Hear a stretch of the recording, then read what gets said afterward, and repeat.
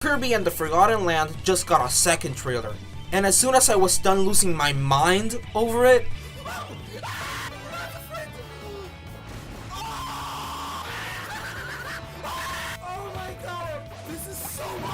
I knew I had to begin to analyze everything in it. While the trailer is shorter than the first, it presents way more details than it, and the first one already had a lot as it is. So you just know I had a field day with this. It's a great time to be a Kirby fan, y'all. There's a lot to unpack, so let's just start this. Hello everyone, I'm DExus and welcome to the DExus Show.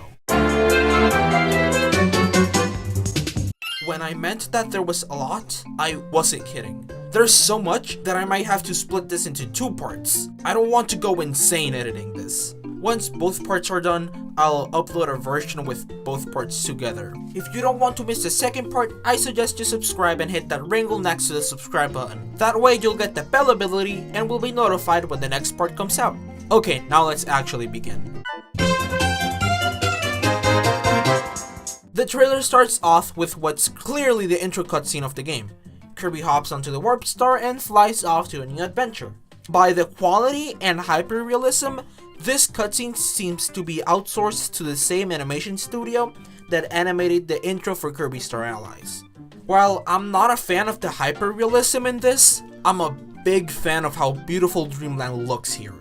We have the swirly clouds, the formed striped trees and donut hills from Kirby Star Allies, the cheese mountains from Kirby's Return to Dreamland, and the star hills from Kirby Superstar Ultra. They really just went ahead and mixed all versions of Pop Star, and this makes me way too happy. Hopefully, we get to explore Dreamland in 3D later on in the game. Also, screw these hills. They seem like we have seen them before in a previous game, but by the looks of it, they're new. Or at least I couldn't find them in any previous game. We then get immediate official confirmation of Bomb. We knew that Bomb was returning anyways due to Poppy Bros Jr. being in the first trailer, but it's nice to get to see the ability in action. We then get to look at the Bomb Bull attack, and holy moly, Kirby's spamming the hell out of this attack. Not only is the end lag in this attack shorter, Kirby's also moving further forwards than in Star Allies when you try to replicate this attack. Also, the bomb got new designs. The stars in it are rounder, and the bomb itself is bluer. In some press kit images, we can see Bomb perform some more returning moves, those being Bomb Throw, as we see Kirby do here, and Bomb Prep, as we see back here, and in this other screenshot. In this scene, behind those metal crates is a Kibble Blade. I am pointing this out because at first I thought it was like something else, like a food item or collectible. In this scene, we got our very first look at Tornado. Fun fact, this is the first time we see Tornado in HD. Not in 3D though, that was in Kirby Battle Royale. There were rumors of Twister, the Tornado enemy, being in the first trailer, but I only saw a copy where people were claiming it was. Now that Tornado is confirmed, Twister might be on the game, or we might get a new enemy. A hard to miss detail in this scene is of course the doodle of Kirby marked with an X. This is a different drawing to the one seen in the previous trailer. Poppy Bros bombs also have new designs. They are black and have a red angry face on them. This icon is the same we see for the bosses in Kirby Fighters 2. This also reminds me of how Poppy Bros Jr. in Kirby 64 had a little white skull in their bombs. The spot Tornado goes to is better seen in this press kit image. Note the two benches and the arc on the top. This scene takes place in what seems to be a hotel. We actually get to see the outside area of this hotel later on in the trailer. And we also see a screenshot of Kirby sleeping on one of the chairs. In the floor, there's some purple liquid. Judging by the bubble popping up here, I think it's safe to assume that this is poison. Since we have poison as a hazard, could the poison ability from Kirby Planet Robobot return? I personally think it would be really fun to play as in 3D. Keeping our eyes on the floor, look, there's a little salamander friend. I bet it's just there for environment purposes and it's just harmless. Looking at the background, there are 3 enemies. A new black fox enemy, a Kaboo in the left corner of the screen at the end of the clip, and a Bouncy on the right at the same time. Of course, this scene highlights the return of Hammer, an ability that was all but confirmed due to how Hammer almost never skips an appearance. When Kirby does the neutral hammer attack, Kirby winds up before swinging the hammer. You might be able to wind up your hammer swing, and maybe even be able to turn around to aim exactly where you're going to swing at. You know, like you can press and hold the attack button and tilt the control stick to slightly rotate and then release the attack button to hit with the hammer.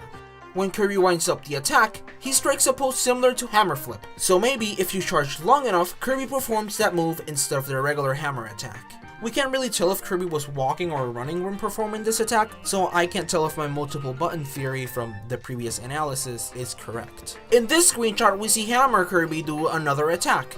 This somewhat looks like Hammer Twirl. Once Kirby performs the attack, you can see that he also hits a crumbled can in the floor.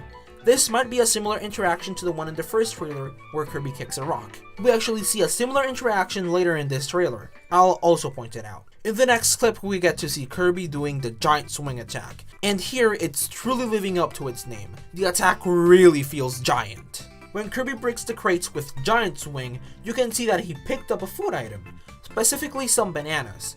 You can also notice this by the sound effect playing, and because the banana follows Kirby, just like how picked up food items quickly float to Kirby when picked up in previous games. Here we see Kirby hit a peg with the hammer, completing a puzzle opening a hole in the wall. This is the type of puzzle we repeatedly see in the Kirby series. This hole most definitely works like a door, taking you to either the rest of the level, a secret exit, or simply a room with a silver cage waddled. It really depends on how hidden this peg is in the first place. By the way, I'll get into more detail about the cage waddledies soon enough. When the camera pans to show the now opened hole, we once again see the black crocodile enemy from the first trailer, and we see a glunk in the wall. We also see a ladder in the other wall. While on the topic of Hammer, due to some press images, we can see that there's a new enemy that will grant the ability. This might mean that the funny monkey Bonkers might not be in this game. Hal got rid of one monkey to give us two monkey. A sad sacrifice that we had to take for funny monkey. Actually, in the topic of Bonkers, we haven't seen a mid-boss in this game yet. I hope that they aren't gone, since those could have been really fun in 3D. I truly fear not being able to see Mr. Frosty's beauty in the Y-axis. We now get the surprising return of Crash. I say this is surprising because I genuinely didn't expect to see a screen wipe ability in a 3D Kirby game. When the ability is used, the gameplay freezes like usual and Kirby then makes the explosion. We don't really see the ability harm anyone in this clip, so we don't know if the ability is a screen wipe once more, or if it has a limit to where the attack will reach. Like, if the camera is extremely zoomed out and you can see the entire path, you have Crash and there's a ton of enemies in the screen. When you do Crash, will you hurt all the enemies on the screen, or will you hurt up to a certain radius around Kirby? That's what I want to find out, but the clip cuts right before it, and we could have seen it because there's an enemy in the background, and I'm starting to ramble about Crash and how it would work in 3D. Let's move on to the next point. Before getting its face blown out of his body, we see a new big enemy like the porcupines and the crocodile. This one being a seal. A seal enemy that attacks with a ball, that I assume is a bomb due to its design. The seal has one glunk to its right and another glunk to its left, which are doing the neutral all around attack. There's also a blipper in the back with what I think is an explosive coconut behind it. Focusing back on the seal, it seems to have one of those diamond-shaped green star pieces seen in the previous trailer hidden in its back. This might be the same level we saw in the previous trailer. Actually, we see another of these star pieces later on in the trailer, so I'll also point it out when we spot them. Before we move on to the next scene, let's look at other returning abilities we see in press kit images and later on in the trailer. First off, we have Cutter. In this screenshot, we see Kirby do the regular Cutter attack in midair. And in this screenshot, we see what could be the return of Final Cutter. Next up, we see Needle once more in this image. Here, Kirby is doing the regular Needle attack, but in the air. In this other screenshot, we get the real news. The triumphant return of Needlos. Next up is Fire. Later on in the trailer, we see that some of the fire lingers on the ground long after Kirby does an attack. We can also see that the ability had got the slightest of redesigns. The gem in the crown is now purple instead of blue. We don't get any new news for Ice, but we do get this beautiful screenshot. Though I do want to point out something I missed from the first trailer. After kicking a frozen enemy, the ice block will bounce off the first wall it hits, then breaking once it does contact with a second wall. Finally, to end with the returning copy abilities, we have the confirmation of Sleep returning. In the first trailer we had seen Naughty, and now we finally see it in action, or in this case, lack of action. We see this in the screenshot I showed earlier. I do want to point out though that in a Japanese website we see that Sleep might heal Kirby, just like how it used to do in some past titles. Here comes one of my personal highlights from the trailer. Bandana Waddle Dee is in the game as a playable character. Turns out I was wrong about the Red Cage Waddle Dee from the previous trailer being him. But I wasn't wrong about Bandana Waddle Dee being in the game overall. What I could have never predicted is this game being 2-player co-op. I hope this doesn't focus on the multiplayer aspect, like Luigi's Mansion 3 or Kirby Star Allies, and takes more of a Bowser's Fury / Mario Odyssey approach for multiplayer. For starters, Bandana Dee and the rest of the Waddle Dees have one of the smallest redesigns. Their eyes are now as big as Kirby. You see, in Kirby's Return to Dreamland, Kirby and Waddle Dees had a smaller face, and then in the 3DS Kirby games, Kirby's face got bigger, so you could see him in the tiny DS screen. This change was kept in Kirby Star Allies and every game after. But the Waddle Dee's eyes stayed a little bit smaller. This was finally changed in this game, where Waddle Dees and Kirby both have big eyes, which thank God that was bugging the hell out of me. Another change to Bandana Waddle Dee's design is the permanent orange cloth in his spear. This was introduced in Kirby Fighters 2, since in every game prior the cloth on his spear was red. As a matter of fact, Bandana Waddle Dee's render from this game is the same as his render from Kirby Fighters 2, just without the battle ready expression. This makes me wonder, since we're reusing the renders from Fighters 2, does this mean that the evil has been defeated and that we have the superior King Dedede model for the renders? While his model for Fighters 2 is the same one as in Star Allies, the promotional renders for the game use a slightly different and less ugly and more appealing design for King Dedede. I hope that this is the case. I really want to see a huggable Dedede, not whatever the hell that thing from Star Allies is. In the topic of Fighters 2's renders, if this render theory is right, other abilities that got new renders in Kirby Fighters 2 might return, those being Whip, Ninja, Parasol, Beam, and Hammer. Actually, with Hammer, we can see that the puffs being made in the render are exclusive to this game, and the stars are almost identical to the ones seen in gameplay. If the theory is right, this could also mean that Kui and Magolor are probably returning as well. Special thanks to Clue, who let me know of this detail. Back to Bandana Waddle Dee! His playable appearance makes me wonder, could Player 1 get to play as him eventually? Maybe via an extra mode a la Dedede Tour Meta Nightmare? I really hope that's the case, because it's a shame that Bandana Waddle Dee didn't get one in the previous era. Back to the footage at hand, we have Kirby and Bandana Waddle Dee doing a little dance. I assume this animation is made every time Bandana Waddle Dee is summoned to join the gameplay. This animation and Bandana Waddle Dee being summoned can be done literally anywhere, due to how Bandana Waddle Dee can join at almost every moment. The Nintendo website confirms that he can be called upon at any time. It would be cool if him joining was as seamless as a second player joining in Kirby Star Allies or Super Mario 3D World. By the way, I heard people saying that the co-op will be online. I don't think that's very likely, but I'll be surprised if it is. Since I assume Bandana Waddle Dee can be played since the very beginning, this means that in the plot, the little guy might have managed to fight his way out of captivity, or maybe a certain someone got captured for him. The other reason I believe Bandana Waddle Dee will be able to be played since the very beginning, aside from the confirmation in the Nintendo website, is because currently Kirby and Bandana Waddle Dee are standing in what could very likely be the very first level, which is also in the same area from the first trailer. Since this is the same area from the previous trailer, we get a better look at some of the background elements we couldn't see in the first trailer.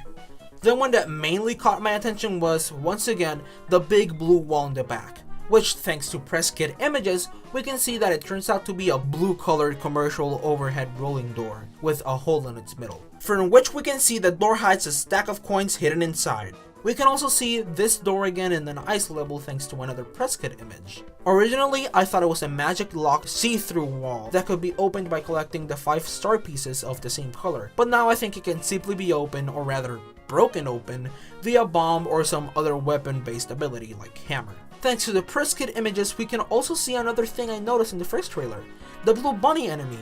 Here they are in another press image. I'm surprised I actually got that right.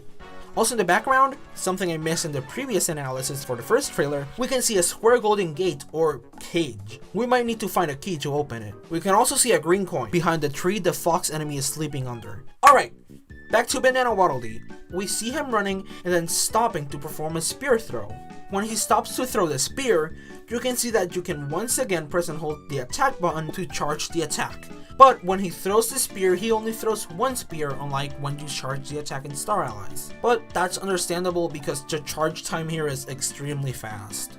By the looks of it, the charge animation here is to indicate when an aiming reticle pops up, showing you the exact path and place the spear will travel and land on. I assume that once the charge effect and reticle appears, you'll be able to freely aim the length, height, and direction the spear will travel, just like how it does in Kirby Star Allies in some select attacks. This might mean that other abilities like Bomb get this aiming reticle effect. Another fact about Spear Throw is that in a press kit image, you can see that you might be able to do Waddle Barrage in the ground now, as opposed to the previous games where it can only be done in midair. I'd also like to add that in some press kit images, we can see that there are more spear attacks. First is the normal attack, Spear Thrust. Then we can see the return of Multi-Spear Thrust. Finally, there is some sort of new, longer reaching attack. In the next scene, we see Bandana Waddle Dee performing the Spear Copter. But here the attack gets a new spin. To make up for the inability to move up and down in a 3D environment, and to make it more useful in the same, the attack causes Bright Spears to rain under Bandee, hurting anything he flies over. In my opinion, this might be a bit too overpowered, so I hope the spears cause very little damage. The other thing to note here is that Bandana Waddle Dee might be the only other way you can use spear in this game. Next up, we see more of the pre-rendered intro cutscene. In it, we see the new fox enemy, who according to a website is called Garurufi in Japanese, chasing a defenseless Waddle Dee, who then gets trapped in a silver cage. Then it's revealed that the animals carrying these cages are birds, instead of bats like I had thought in the previous trailer. Like mentioned in the analysis for the first trailer, the cage might be modeled after the main leader of the game's enemy organization, which is called Beast Pack in English, as opposed to Beast Corps in Japanese. This information was also revealed on Nintendo's website for the game. Also, according to the official website for the game, cage Waddle Dees mark the end of a stage, and there are also more cage Waddle Dees hitting across levels. I believe that the singular Waddle Dees trapped inside the silver cages are the ones you rescue hitting through the stage, while the 3 Waddle Dees trapped inside the golden cages are the ones you rescue in the end of the level, whether it being by reaching the end of the stage or by defeating a boss. Think of them as moons from Super Mario Odyssey. Silver cages count as one moon, while golden cages count as a multi-moon. You get one moon throughout the stage, and you get multi-moons when you defeat a boss. The golden cages also have a slightly different design to the silver ones. The animal here has a crown, meaning that the leader of the Beast Pack is probably a king. Now, what animal could this be? Personally, I think it can be a lion. We'll find out later, I guess. Talking about golden cages in the intro cutscene, we can see that our new friend for this journey is also trapped by the Beast Pack in one of these golden cages. Since he's trapped inside of the golden cage, you might have to beat the tutorial level or maybe even tutorial boss to unlock him. I'd like to point out something about this hyper-realistic art style. All of the characters from this new world have hyper-realistic fur, while the characters from Dreamland are smooth. This really helps convey that these beasts are from another world. So, now that we have seen most of the intro cutscene, I'm going to assume what the story of this game is like. Kirby is relaxing in Planet Popstar, specifically in Dreamland, while suddenly, black clouds once again appear in the sky of Dreamland. Suddenly, these Garurufis and birds in cages and maybe even other beasts start coming from that fog. Waddle Dees are the only thing they're coming for, and they start capturing them. Aside from one little, also furry new friend, who came running from the clouds in the sky, just to end up trapped anyways. Kirby notices this, and hops on into the Warp Star and follows these otherworldly invaders to where they come from, in which he enters a dimensional rift and ends up landing in the ocean of a completely new world, thus all but confirming that the Forgotten Land takes place in either another dimension, or extremely far away from Planet Popstar, just like how Halcandra is in the other side of the galaxy, and the fastest way to get there is via dimensional travel.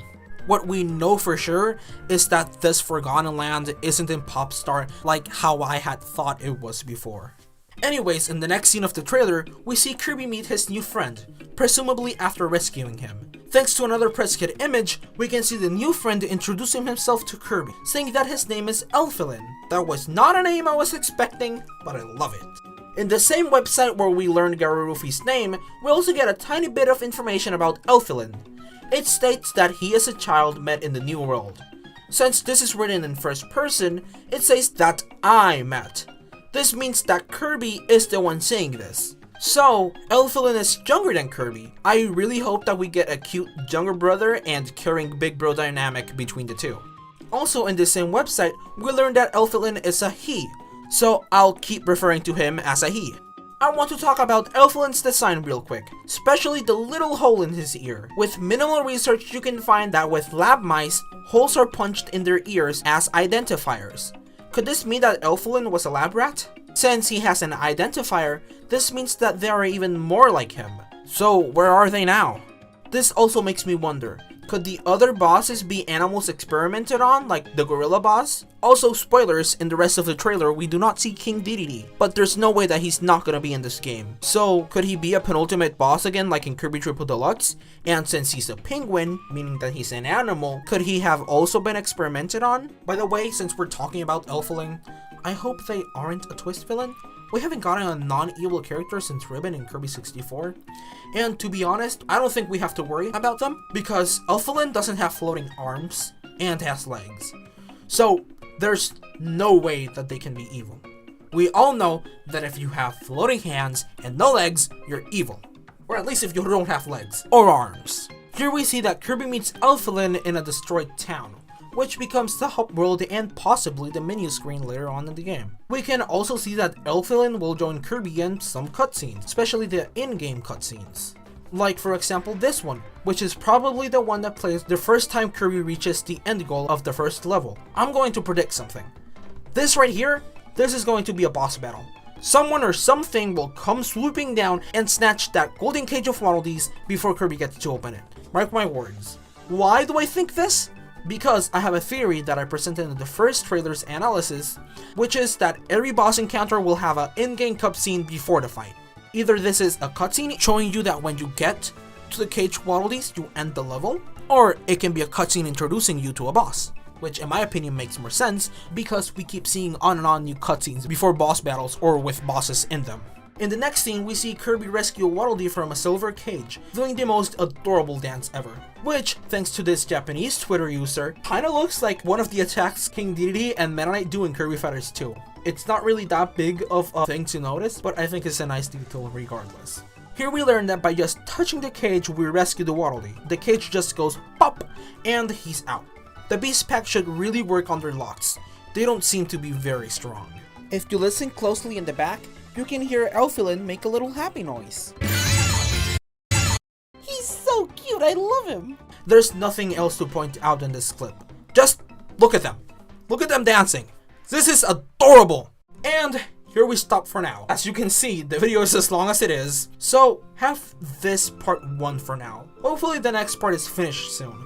You can check out my Twitter account at DExus Show to see my progress on this video. I have actually posted a little bit of things I've noticed and retweeted other stuff other users have noticed as well. Also, again, if you don't want to miss the next part or want to see more Kirby and the Forgotten Land content and Kirby content in general, feel free to subscribe and ring the bell to get notified on my next upload. I really mean it. I'm gonna be working my ass off for this second part and maybe even a third part because it might be way too much for a second part. Anyways, thanks for watching, and hold on tight for part 2, because I'm gonna go all out on Waddle-Dee Town, which is the next thing I'm gonna be talking about. Have a good day, see you in part 2, baby!